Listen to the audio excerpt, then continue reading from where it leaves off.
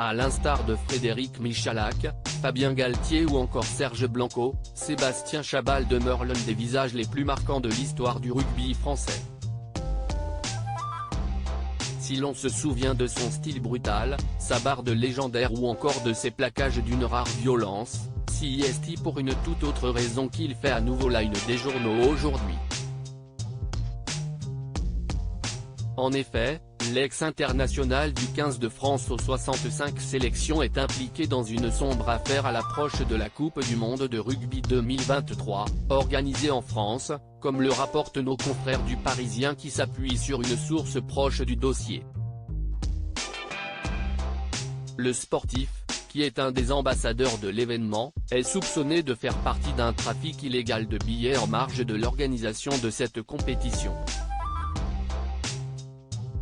Le mari d'Annick aurait ainsi acquis pas moins d'une grosse centaine de places, pour une valeur potentielle de plusieurs dizaines de milliers d'euros, alors que la limite individuelle pour l'acquisition de ces précieux sésames est théoriquement fixée à 8 par personne.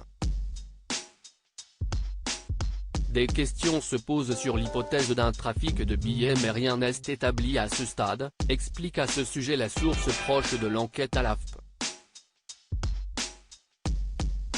Des accusations lourdes donc, mais que Sébastien Chabal en personne a tenu à démentir ce samedi 7 janvier, toujours auprès de l'AFP. Je n'entends pas faire de bénéfices sur ces places. Oui, j'ai bénéficié d'un accès privilégié pour acheter plus de billets que ce qu'il est possible de faire par une seule personne, en raison de mon statut d'ambassadeur de France 2023, a réagi Sébastien Chabal dans un communiqué. Je n'ai pas eu de gratuité ou de tarifs préférentiels. Et non, je n'entends pas faire de bénéfices sur ces places, a rajouté l'ex-joueur de Lyon ou de Bourgoin-Jallieu, affirmant ainsi qu'il n'est impliqué dans aucun trafic de billets. Il est évident que ces places ne sauraient être revendues par ceux qui en bénéficieront. Il est tout aussi inenvisageable qu'elles puissent servir à des opérations commerciales.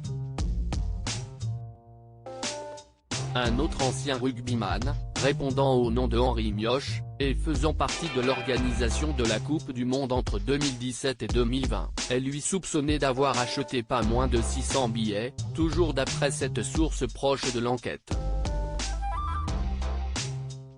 Un scandale de plus qui fait tache pour le rugby français, après la condamnation pour corruption de Bernard Laporte en fin d'année dernière, ainsi que le renvoi de Claude Hatché, directeur du comité d'organisation. Le tout à seulement quelques mois de cette fameuse Coupe du Monde de rugby dans l'Hexagone, qui débutera en septembre prochain.